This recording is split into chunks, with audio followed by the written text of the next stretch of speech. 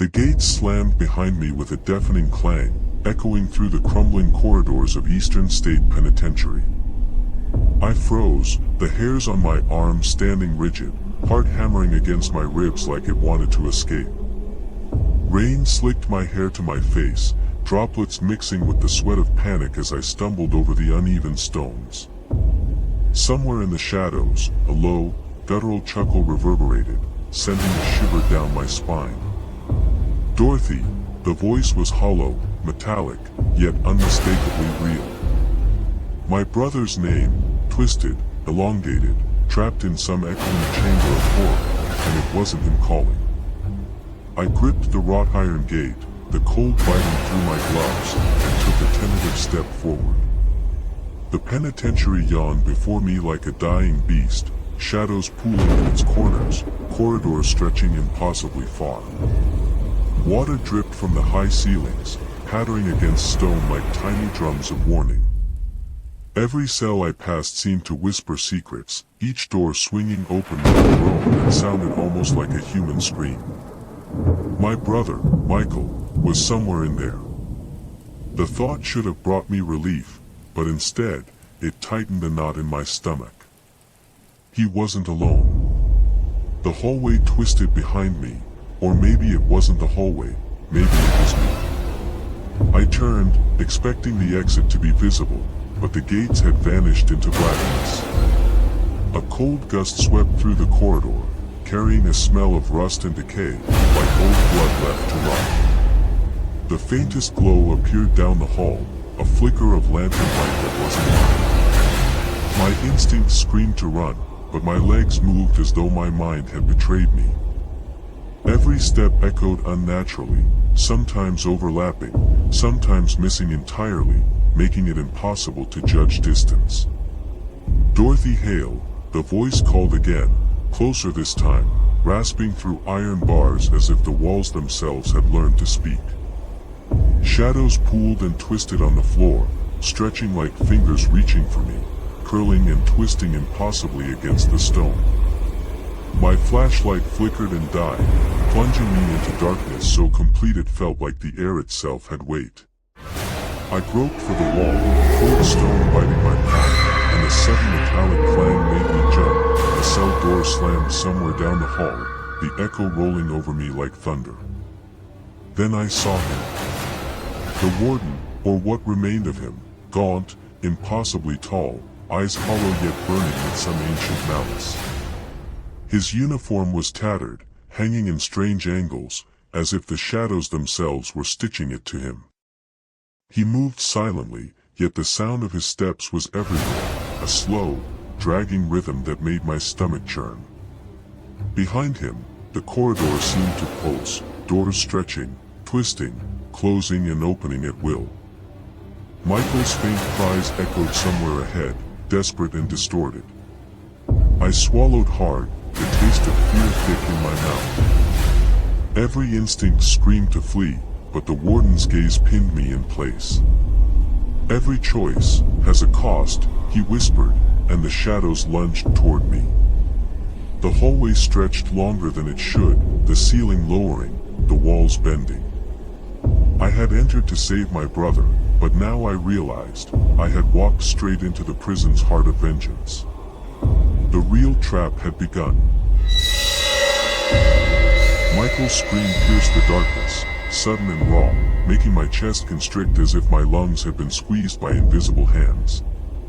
I ran toward the sound, my feet slipping on the wet stone floor, heart hammering in a frantic rhythm. Every shadow I passed seemed to twitch, almost alive, as if the prison itself was breathing around me. "Hold on, Michael," I yelled, my voice swallowed by the oppressive corridors. The air reeked of mildew and old iron, thick and choking, clinging to my throat like a warning. I rounded a corner, and there he was, the warden.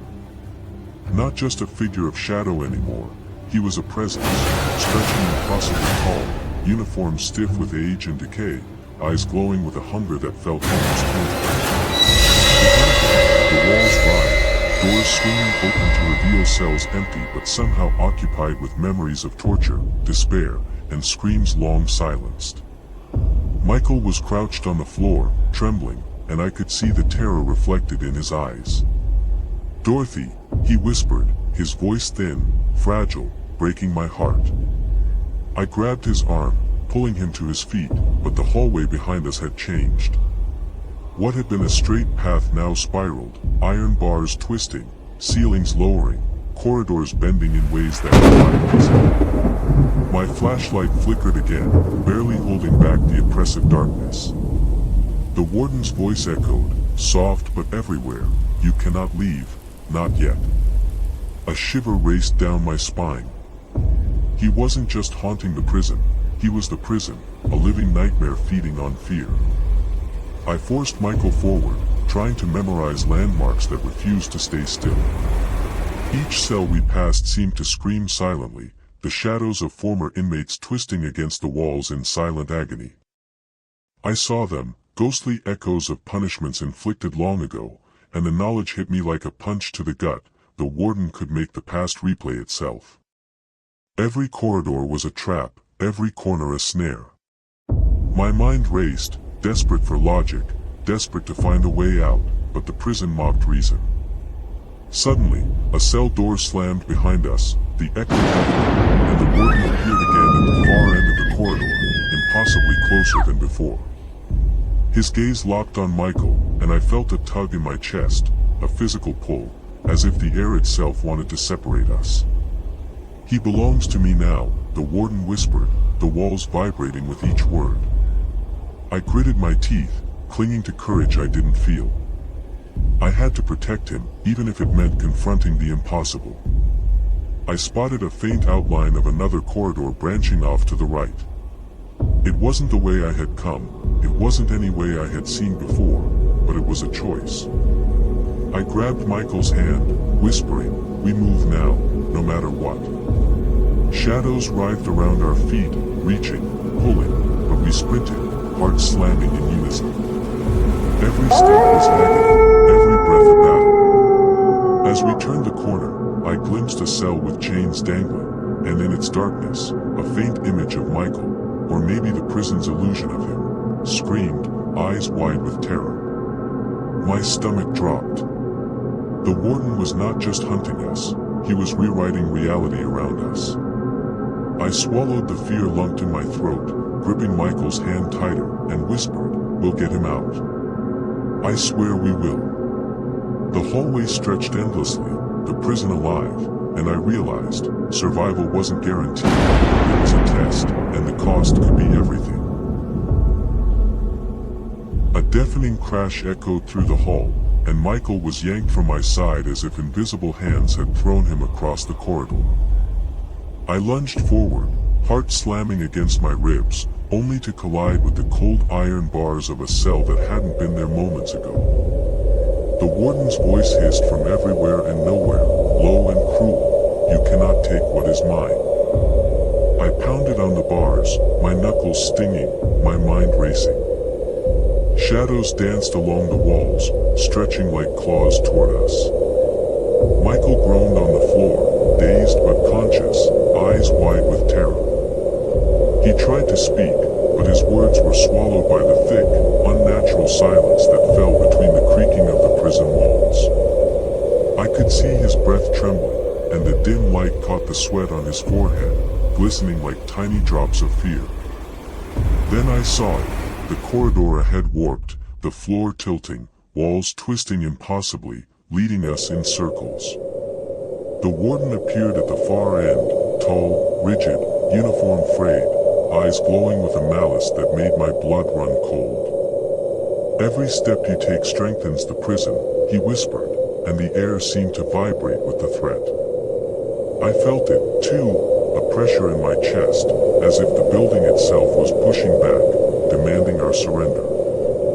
I grabbed Michael's hand again, pulling him up, forcing him to move despite the nausea curling in my stomach. "We can't let him separate us," I muttered, mostly to myself, fear tightening every word.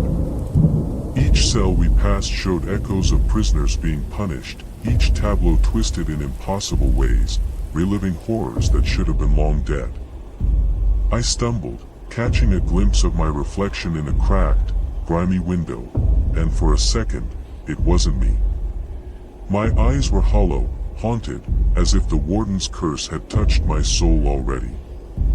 A door slammed shut behind us, and we spun around. The hallway had shifted again. I saw the warden's shadow slide along the walls, reaching for Michael. I lunged forward, shouting his name, fighting the pull of the building, the weight of centuries of cruelty pressing down.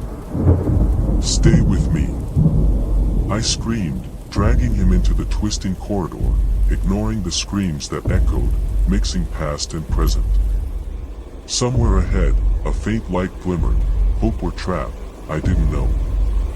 I forced my legs to move faster, heart hammering, lungs burning, aware that the prison wasn't just haunted, it was alive, feeding on fear, feeding on us. Every step was a gamble, every heartbeat a countdown, and I knew, if we faltered now, we would vanish into the penitentiary forever. A shrill scream tore through the stone corridors, reverberating off the walls like the cries of 1,000 lost souls. Michael clutched my arm, trembling, as the warden's shadow stretched impossibly long along the ceiling, moving faster than any human could. "We shouldn't have come here," Michael gasped, but I forced my legs to keep moving, the icy air slicing at my lungs. The hallway twisted before us, walls bending unnaturally, doors slamming open and shut without warning. I tried to steady my shaking hands, searching the gloom for any sign of safety, but every shadow seemed alive, writhing, whispering accusations I couldn't quite hear. A faint metallic smell filled the air, blood, rust, and something else, something older. My heart raced as visions flickered at the edge of my sight, prisoners beaten, chained, screaming into darkness that seemed infinite. "Dorothy," Michael's voice trembled. I turned to him, seeing tears streaking his face. "He's using me too." His words were cut off by a sudden slam, a door crashing against the wall as if the prison itself had exhaled its rage. I grabbed his hand, pulling him forward, but the floor shifted beneath us, sending us stumbling into a dead-end corridor I was sure hadn't existed before. The warden's laughter echoed from all directions, a chilling, hollow sound. I felt it in my bones, the weight of decades of cruelty pressing down on us. Shadows crawled along the walls, forming grotesque shapes of men in chains, eyes glowing, mouths silent yet screaming. My chest tightened, panic clawed at my throat. I couldn't think, I had to act. A door creaked open, revealing a small, dimly lit cell. Inside, faint blue light glimmered, illuminating Michael's terrified eyes. The warden's voice whispered from the cracks in the walls, soft but omnipresent, "Choose wisely, or lose everything." I realized the prison wasn't just a building, it was a sentient predator, reshaping itself, testing our fear, feeding on our desperation. I dragged Michael inside, slamming the door behind us. The air thickened, suffocating, shadows pressing against the bars. My mind raced, searching for a way to outsmart the warden. The walls seemed to pulse, breathing, alive. I whispered to Michael, voice tight with tension, "We have to stay together, no matter what he shows us." A cold wind swept through the cell, carrying distant screams and the clanging of chains. I knew the prison was far from done. Every corridor, every door, every shadow was a trap, and we were only beginning to understand the depth of the warden's wrath. Outside, the penitentiary waited, patient, hungry, and relentless. A deafening crash shook the corridor as the warden's shadow emerged, towering and distorted, eyes burning with decades of rage. Michael screamed, frozen in place, his hands pressed to his ears as if to block the sound of chains dragging across the stone floor. I lunged forward, grabbing his arm, dragging him toward a flickering light at the end of the hallway, but the walls shifted again, twisting, elongating, folding upon themselves like the prison was alive. "Dorothy, he's taking me!" Michael cried, his voice cracking. The warden's laughter echoed, booming, bouncing off the stone, reverberating in our very bones. I could see flashes of the past, prisoners beaten, shadows screaming silently, the warden's cruel smile etched into every corner. My stomach turned, nausea burned my throat, but I forced my legs to move, focusing on the faint light, on Michael, on survival. Doors slammed behind us, trapping us in a narrow passage. Cold air surged, carrying whispers I could barely understand, accusations, confessions, cries for mercy. My heart raced. Every instinct screamed to run, yet the prison toyed with us, corridors looping back, paths vanishing into darkness. I reached for Michael, gripping his wrist tightly, whispering, "Stay with me, we can't let him separate us." Then I saw it, the spectral chains rising from the floor, twisting toward Michael. He struggled, eyes wide with terror, screaming my name. The warden appeared behind the chains, a gaunt figure with hollow eyes, the very embodiment of punishment. I realized the truth. Michael wasn't just in danger, his soul was being siphoned, fueling the warden's eternal wrath. My chest ached, panic clawing at my throat, but I knew I had to act, or he'd be lost forever. I remembered the small iron rod I had grabbed earlier from a cell, an old relic left behind by a guard, perhaps cursed, perhaps protective. I hurled it toward the warden, and the chains froze midair, shivering like ice. The floor recoiled, a low, grinding wail echoing through the hallways, the very air vibrating with rage. Michael collapsed against the wall, trembling, but alive. The warden's eyes fixed on me, piercing, calculating. I knew the final choice was mine, fight to save my brother, risking my own soul, or run and leave him to the prison's vengeance. Every corridor, every shadow seemed to pulse with expectation, as if the penitentiary itself demanded my decision. I clenched my fists, teeth gritted, heart hammering. "Dorothy, please," Michael's whisper broke through the chaos. I inhaled sharply, steadying myself. "I'm not leaving you," I said, voice firm, though terror lanced through me like ice. The warden shrieked, and the hallways bent, shadows stretching, as the ultimate confrontation loomed. My choice was clear, face the nightmare, or lose everything. The warden's laughter cut through the darkness like a knife, echoing from every wall, every cell, surrounding us in a chorus of malice. I yanked Michael behind a crumbling pillar, feeling the cold stone bite into my palms.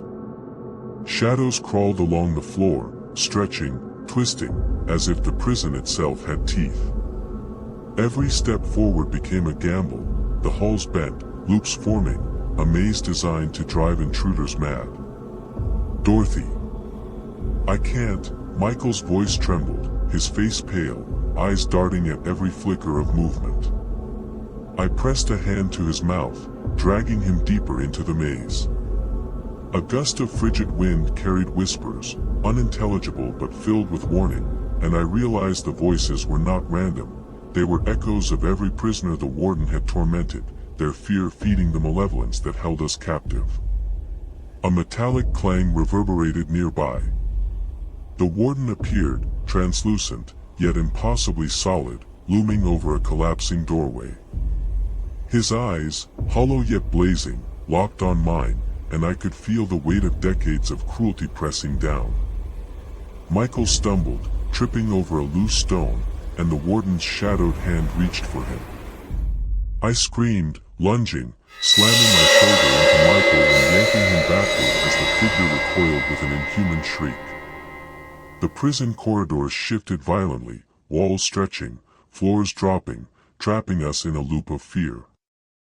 I spotted a narrow stairwell leading upwards, faint light flickering at its top. "Come on!" I shouted, grabbing Michael's hand, hauling him up. Every step felt like wading through water, resistance thick, as if the building itself fought our escape. Behind us, the warden advanced, silent now, watching, calculating. At the top of the stairwell, a heavy iron door barred our way. I pushed, muscles straining, praying it would hold against whatever force followed. The whispers intensified, forming coherent words: choose or lose. I realized the prison was not just a trap, it was a test. To save Michael, I had to confront the warden directly, to face every horror, every cruel act, without flinching. I inhaled sharply, heart hammering, and stepped forward, holding Michael close. "I'm not letting him take you," I said, voice steady despite terror lancing through me.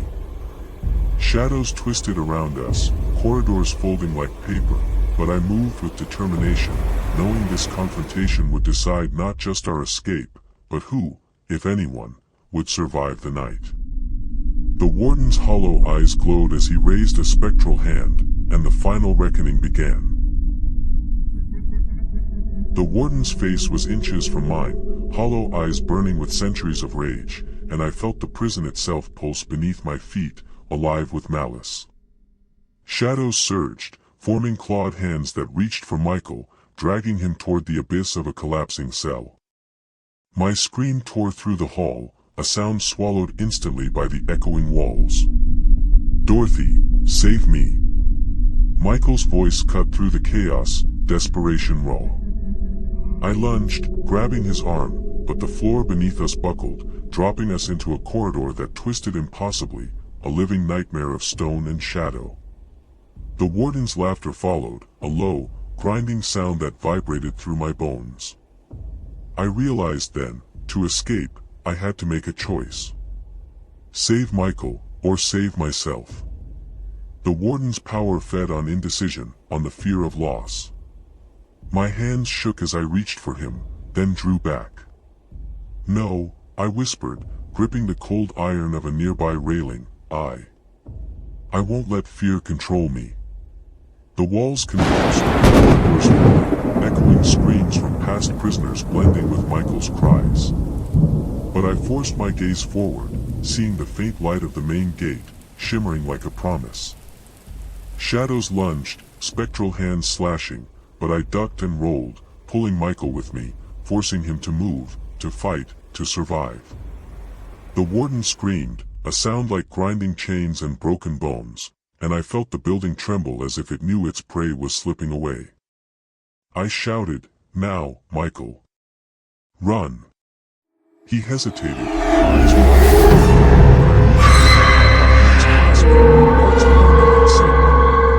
Together, we sprinted, the prison twisting around us, corridors collapsing, walls folding, until finally, we burst into the moonlit yard. The gates loomed, massive and cold, but no longer menacing. We stumbled through, gasping, shivering, and behind us, the penitentiary seemed to sigh, the shadows retreating into silence. Michael collapsed, tears streaming, and I held him close, feeling the weight of what we had survived, and the cost. The warden's presence lingered, a tether we could not see, a reminder that the prison's curse had not fully released us.